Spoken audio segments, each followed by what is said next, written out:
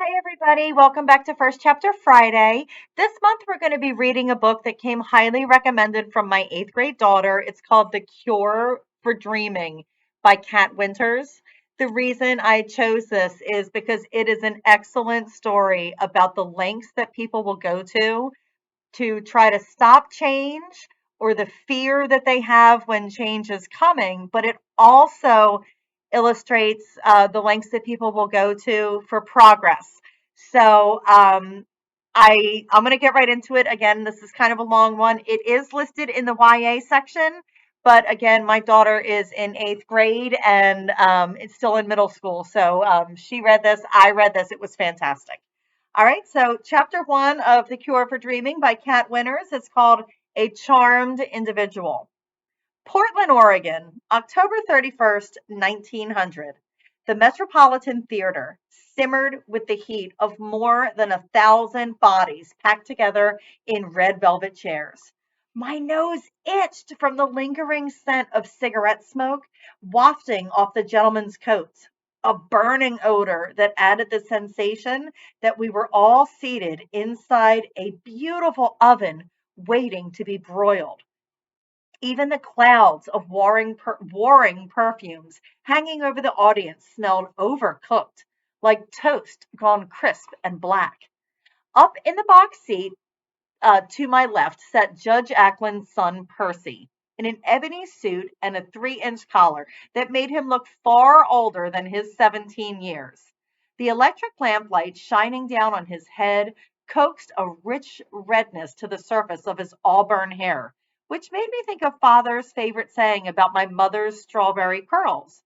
Red hair is a symptom of dangerous, fiery passions. Percy shifted towards the orchestra seats, and I could have sworn, even from that distance high above me, he glanced at me and smiled. A sharp elbow jabbed me in the arm. "Stop gawking at him, Livy," said Franny, my dearest friend, despite the jabbing. "That boy is a vampire." "A vampire?" I snickered and rubbed my walloped bicep. Here I thought I was the one who'd read Dracula too many times. Percy Ackland would do nothing but make you feel small and meaningless. "You never even talk to him." She patted my hand. "Neither do you, my friend." I shut my mouth, for she was right. Percy and I had never exchanged as much as a simple "good morning" or "excuse me for stepping on your toe." "Forget him," said Franny, "and enjoy your birthday treat. You're worth 1,000 Percys." Our friend Kate, a dimpled blonde, whose married older sister was supposed to be our chaperone for the evening, plopped down beside Franny after chatting with other girls at the back of the theater. "Why is Livy blushing?" she asked, leaning forward. "I'm not blushing." I fanned myself with my program. "I'm just flushed from the heat." Franny frowned up at Percy and twisted the end of her waist-length braid. But she was a good enough friend not to betray my silly infatuation. I folded the upper right corner of the program's front page until the tip of the cream-colored paper met the bold-faced words at the center. "Tonight's performer, the mesmerizing Henri Reverie, a young marvel of the new century." "Maybe as a birthday present to yourself, Livy," said Kate, flapping open her own program, "you should volunteer to join Mr. Reverie on the stage. Maybe he'll teach you how to hypnotize your father into being less of a grouch." "Maybe." I gave a small sniff and a laugh, but I greatly doubted anything could fix Dr. Walter W. Mead. The lights dimmed, submerging us all in the dark, save for 5 small candles that flickered inside a row of jack-o'-lanterns at the front of a closed red curtain. A hush fell over the audience. Electric footlights rose to life in a fog of white and orange. A full, whiskered man in a green checkered suit plodded across the apron of the stage, which set off a hearty round of applause from 1,000 pairs of gloved hands. The gentleman waved his arms to quiet us down and offered us a grin that turned his eyes into tiny little crescents. Good evening, ladies and gentlemen, he said in a booming voice that rumbled up from the barrel of his big round belly. And a happy Halloween to all of you. I am William Gillingham, your stage manager, and I'm ecstatic to announce that we have a bewitching show for you tonight. Young Monsieur Henri Reverie, barely 18 years old, has traveled all the way from Montreal, Canada, to exhibit his enthralling hypnotism skills. Additional exuberance applause echoed across the theater, and again, Mr. Gillingham settled us down with a wave of his hands. Thank you, thank you. I'm overjoyed by your enthusiastic response. Some of you sitting out there in the audience will be invited onto the stage to fall under Monsieur Reverie's spell. The rest of you will bear witness to his remarkable powers over the human mind. I assure you, this talented young man will cause your jaws to drop and your eyes to open wide with astonishment. For musical accompaniment, he's brought along his sister, the highly talented Mademoiselle Genevieve. So, without further ado, I present to you Mr. Gillingham turned with an upward sweep of his right hand. The Reveries. The curtain ascended and revealed two mahogany chairs facing each other at the center of the stage, and a canvas backdrop painted to look like a star-kissed nighttime sky. On the left, a young man with long golden ringlets sat in front of a monstrous pipe organ. Oh, I'm sorry, a young woman with long golden ringlets sat at the front of a monstrous pipe organ made of dark wood and gleaming copper. The stage lights brightened to their full brilliance, and the girl's peacock blue evening gown gave off an otherworldly glow that made her appear to be more in spirit than mortal. She reached towards the instrument's keys and pressed a single D note 12 times in a row. The sound of a church bell chiming at midnight. Woo! Chills shuddered down my spine. The pumpkin's toothy leers seemed to get brighter. Silence swallowed up the theater again.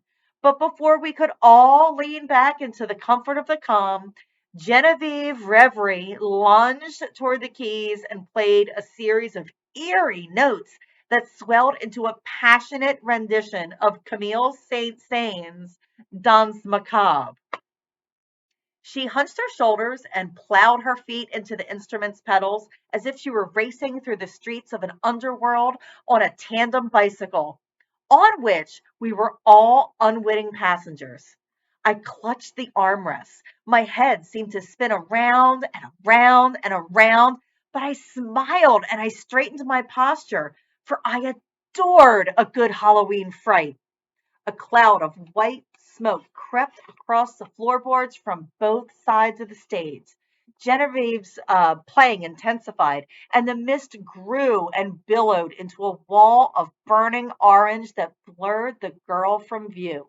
The air tasted like my parlor whenever father lit a fire beneath the hearth, but forgot to open the flue. Those in the first few rows coughed into their gloves like the rising music warned that something was about to happen, something horrifying. The stage was about to erupt into flames. We would all burn up on Halloween night. Are you all right? Franny whispered. Yes, I nodded with a laugh. It's just better than I imagined. The song reached its climax, racing, rising, climbing higher and higher. Smoke stung my nose. I braced myself for fire, but no. Instead, a young man stepped out of the clouds onto the apron, and the audience drew a collective A woman in the front row actually screamed. I gripped the armrest with all my might, for the boy looked like the devil. I swear. He resembled Lucifer himself with his black suit and his crimson vest and his face shining red in the pumpkin's lights. Good evening, madame and monsieur, said the boy in an accent that sounded French and dangerous and deliciously sophisticated. I am Monsieur Reverie. He gave a deep bow with his hand pressed flat against his stomach. Silence greeted him. Our brains took several moments to absorb the fact that this was our entertainment for the night. Henri Reverie, not the ruler of hell. Weak applause trickled across the theater, but it gained speed and volume as everyone roused to their stupors. Relieved laughter boomed through the crowd. I settled back in my seat, eased my vice like grip on the armrest, and clapped along with everyone else. Merci. Thank you. The young man turned toward the re emerging pipe organ and stretched his arms toward the girl at the bench. Isn't my sister astounding? Please, won't you give a warm round of applause to Mademoiselle Genevieve Reverie? We all applauded Genevieve's performance, which far surpassed the uninspiring efforts of an amateur organist like myself. Genevieve panted as if she might collapse, and her golden ringlets uncoiled and wilted across her shoulders like limp strands of seaweed. Oh, how I envied her passion. The applause dissipated as well as the smoke, and the theater collectively exhaled a calming breath. Ah, the stage settled back to normal. Henri Reverie's skin faded to a less diabolical shade without the orange smoke rising around him, and his short hair, a bit mussed on top and parted on the right, revealed itself as dark blonde, a tad lighter than the hue of fresh honey. He was attractive, I suppose, with red lips and a rosy blush of health in his cheeks. He stepped closer to us and spoke again. Merci. Thank you for coming here today. My name is Henri. He pronounced his name O-N-R-E-E. Henri Reverie. I have been studying the arts of mesmerism and hypnotism with my uncle ever since I was 12. I use a combination of techniques from the great masters, including animal magnetism, deep relaxation, and the remarkable power of suggestion. Genevieve played a hushed rendition of Beautiful Dreamer. In a moment, Henri strolled across the stage, his hard soles clicking across the floorboards. I'm going to invite my first volunteer to come onto stage with me. He placed his hands behind his back, which pulled his coat farther open, allowing the crimson silk of his vest to wink at us in the footlights. There is no need to be afraid of what you will encounter with me. I'm going to temporarily take you away from your worries. You will be submerged, or you will submerge yourself in the depths of relaxation, such as you have never experienced before. And you will wake feeling much better than you have felt in your entire life. All your troubles will dissolve into nothingness the moment you let me guide you into the beautiful world of hypnosis.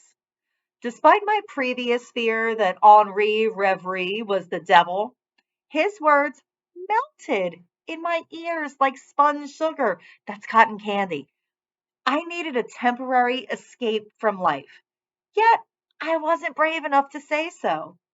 Is there a young lady in the audience who would like to be my first volunteer? A dozen hands flew up into the air, and then at least 2 dozen more. Silhouettes squirmed and arms flailed throughout the darkened audience. Let me see, how should I choose? Henri grinned and scratched his smooth chin.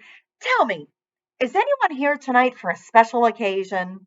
A birthday, perhaps? Next to Franny, Kate shot her hand into the air and shouted, My good friend over here is celebrating a birthday. Henri Reverie pivoted our way. Fear stabbed at my heart. Kate stood and urged me to my feet by tugging on my hand. She's turning 17 today. Murmurs of disappointment over not being chosen rumbled through the crowd. Franny took my other hand and said, Do it, Olivia. Don't be afraid. It might be fun. Henri stuttered closer to us. You have a Halloween birthday, mademoiselle? he called down to me. I cleared my throat and answered in an ugly, croaking, "Yes." The hypnotist smiled with those red lips of his. "Then legend says you are a charmed individual. You can read dreams and possess lifelong protection against the spirits. Come up here with me and let us see how you fare with hypnosis." "Go on, Livy, don't be shy." Kate steered me towards the aisle as if she were herding a lost sheep into a pen. She then clasped her hands together, which triggered yet another thundering round of applause. I tripped my way down the center aisle in the darkness. Classmates from school called out my name in encouragement, and someone patted my arm as I struggled to figure out how to get onto the stage or without the disorienting clapping ringing in my ears. "Over here, mademoiselle." Henri waved me over to the left side where I found a short flight of wooden steps. He reached out his gloved hand for me to take.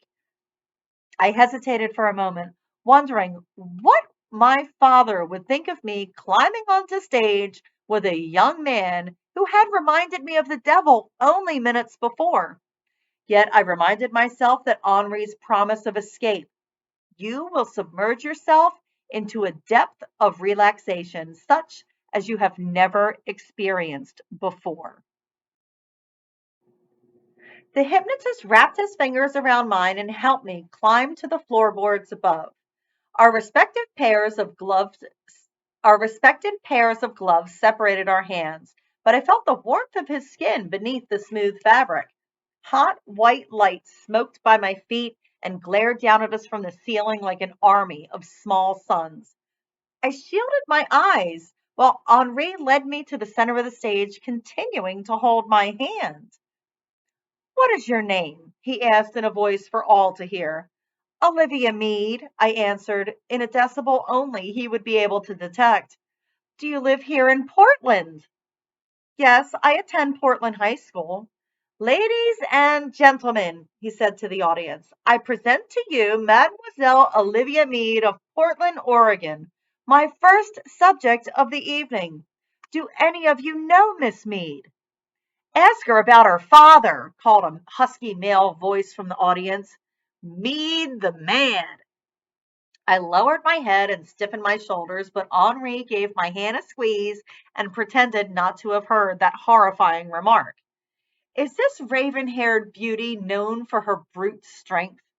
he asked, at which several people laughed, possibly because I was never typically referred to as a beauty.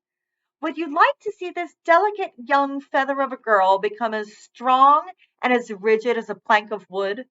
The audience clapped and they cheered, and Kate yelled out, "Go on, Livy, have a bit of fun." Henri turned to me and said in a quieter tone, "Come with me, Miss Mead. You have nothing to fear." I drew a shaky breath and allowed him to lead me to the chairs in the middle of the stage. The echo of our footsteps ricocheted across the entire theater and sounded far too loud to my ears. Genevieve transitioned into Brahms' lullaby. "Please sit down." Henri held the back of a chair on the left. I seated myself onto the springy burgundy cushion. My posture was tense and rigid, my back as a solid board of oak. I never laced my corset to a point where I couldn't breathe, yet the steel stays dug against my ribs and kept oxygen from settling into my lungs. Every part of me ached and itched. Henri, still standing behind me, removed his white gloves. "Ladies, Miss Mead will need to remove her gloves and hold my hands directly. I'm going to transfer my energy into her, which will enable her to fall into the desired state of relaxation and open her mind to me. I apologize if I offend anybody, but this has been the tradition ever since Franz Anton Mesmer popularized this astounding technique." He stepped around me to the other chair and took a seat. "Miss Mead, please take off your gloves and hold my hands." I swallowed and I hesitated. Prickly beads of sweat bubbled across my forehead. Genevieve's lullaby strengthened in volume. perhaps to assuage my fears. Don't be rude and delay the show, I scolded myself the way Father would complain whenever I dawdled before leaving the house for an event. What are you waiting for? Chop, chop. I slipped the gloves off my hands and my eyes directed toward my nut brown shirt. Henri's bare right hand reached my way, and with trembling fingers, I took it. Our other hands joined as well. His skin, smooth and hot, smoldered against mine. Look into my eyes, he told me.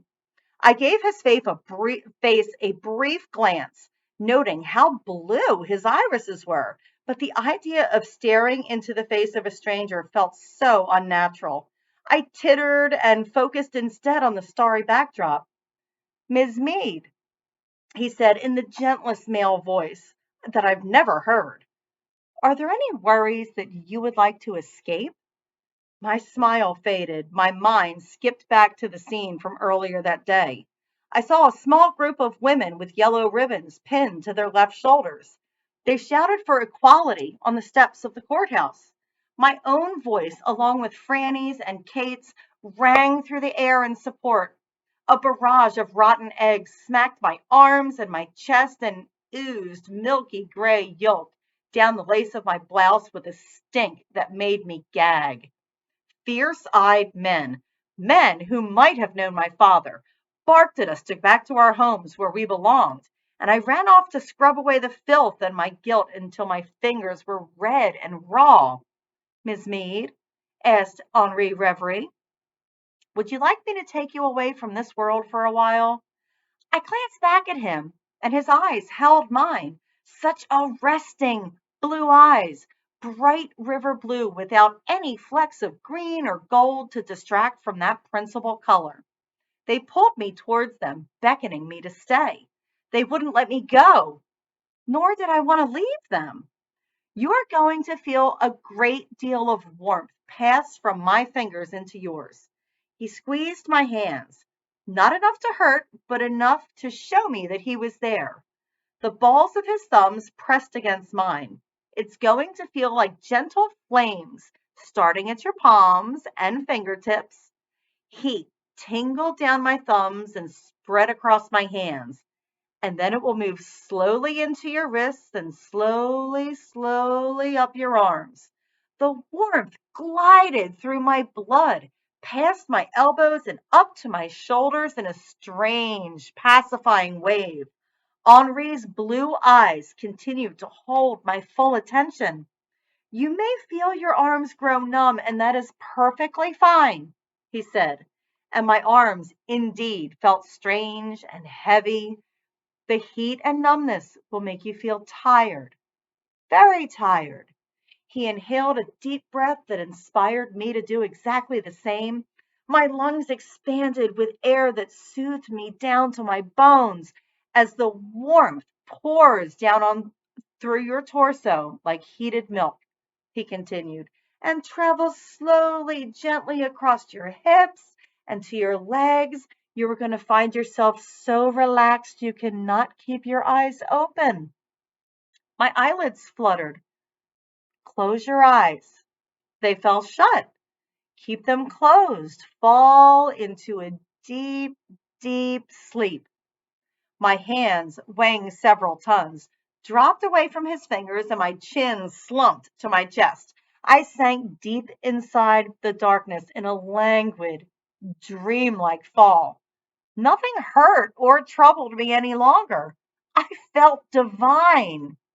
As I pass my hands over you, said Henri, you will travel further into this wonderful stage of sleep and be unable to open your eyes. Keep going downward, downward, and hear only my voice. Turn off all your other senses. You will only hear, taste, feel, smell, and see what I tell you to do so. For now, just focus on my voice and the magnetic force of my hands passing over your body. Sleep, sleep. Keep going further into sleep. Downward, I kept sinking. Downward, downward, downward. Gentle nips of heat sizzled across my skin all the way to my toes, and my body melted into the chair until I became part of the batting and the nails and the wood. I continued to hear Henri's voice directed to the audience. The word test came up and symbols and remarkable, isn't it? But nothing else mattered until he told me, "Stand up, Miss Mead." I did as he asked. My eyes remained closed and my body may as well have been made of stone, but somehow I was able to get to my feet. "I'm going to press my hand against you, and my touch will cause every muscle in your body to go rigid." His fingers cupped the back of my head, and a hardening sensation spilled down to my feet, as if he had unscrewed the top of my skull and poured fast drying plaster inside me. "Rigid," he called near my ear. "You are an iron bar that cannot bend. Every part of you is stiff. Nothing can cause you to falter. You are as solid as a board." He spoke again to the audience, calling up strong male volunteers. Firm hands lifted me into the air, beneath my shoulders and legs. I rose up high, arms glued to my sides and settled across two bars, one behind my neck and the other behind my ankles. Oh, look, like the book here, like the book cover. Henri's voice whispered inside my mind. "Lift yourself out of your body, Miss Mead. Float up to the top of the stage, and I will return you safely after you've had some time to enjoy yourself." You can hear Genevieve's organ music again. The organ filled my ears with a rich and dreamlike melody. "Open your eyes." I did. "See the shine of the lights. Let their radiance beckon you to them. Allow Genevieve's music to carry you away. Do not fight it, lovely girl. Just go." I rose out of my petrified bones. Yes, go. I drifted upwards, a weightless feather immune to the burden of gravity, lured by the pull of the vast ceiling above with its rows of metal catwalks and blinding lights that breathed wispy plumes of smoke. Genevieve's music carried me to the bulbs and allowed me to lie in a foggy bath of golden rays without a worry of pain. Henri disappeared. Memories of gaseous eggs on my chest disappeared. Fears of what father would say about the courthouse rally slipped away. I was nothing but a feather. I floated for hours, or so it seemed. I could have drifted much longer if Henri's voice didn't call to me. "Miss Mead," he said, "are you ready to come back now?" I tried to hold myself up there in that luxurious land of electricity. "I need to bring you back so someone else may have a turn. You have done beautifully, but it's time to wake up." "No," I said, but I felt myself deflating. A withering hot air balloon with all the gas turned low. "I'm going to sweep my hands upwards, starting at your feet, and count from 1 to 10. No, yes, Miss Mead. And by the time I reach 10, you will feel wide awake and rested." His presence burned at my feet. 1, 2. You feel the magnetic force between us fading. I sank back to the ground, closer to the stage. "Do not fight it." 3, 4. You are slowly stirring back to life. 5. Your senses are returning to your body. You can feel the heat from the stage lights again. My hair warmed and my mind was able to recognize the music playing. Evening Prayer from the opera Hansel and Gretel. The sheet music was part of my collection back home. 6, 7. Don't fight it, Miss Mead. Please do not fight it.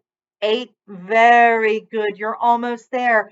9. He placed his hot hand against my forehead. 10. Awake. I opened my eyes, and the hum and the glare of the lights, they made me jump. I found myself standing upright at the center of the stage again. Let us give a warm round of applause for the lovely and cooperative Mademoiselle Mead.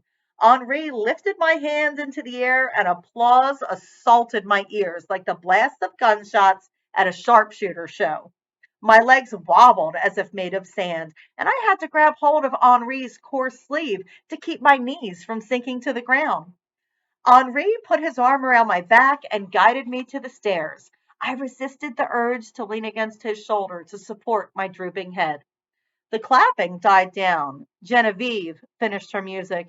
The hypnotist let me go. He didn't say another word to me as I clutched the handrail and descended from the stage with my gloves somehow back in my hand. Not a whisper in my ear or a simple thank you for joining me. At the bottom of the step, I peeked over my shoulder and caught him watching me. As a doctor would monitor a patient he was releasing from the hospital after a surgery, but then he smiled, a warm smile that heated my blood and made me forget Percy Acklin sitting high in his box seat above the darkened theater. The hypnotist then turned back to his show, and I returned to my seat. Our relationship seemed to be over. And that is the end of the first chapter of The Cure for Dreaming by Kat Winters. I wonder if just by hearing this, if you can kind of figure out how the story is going to go. But anyway, thank you so much for joining me this month, guys. And I'll see you next time. Okay? Thanks. Bye.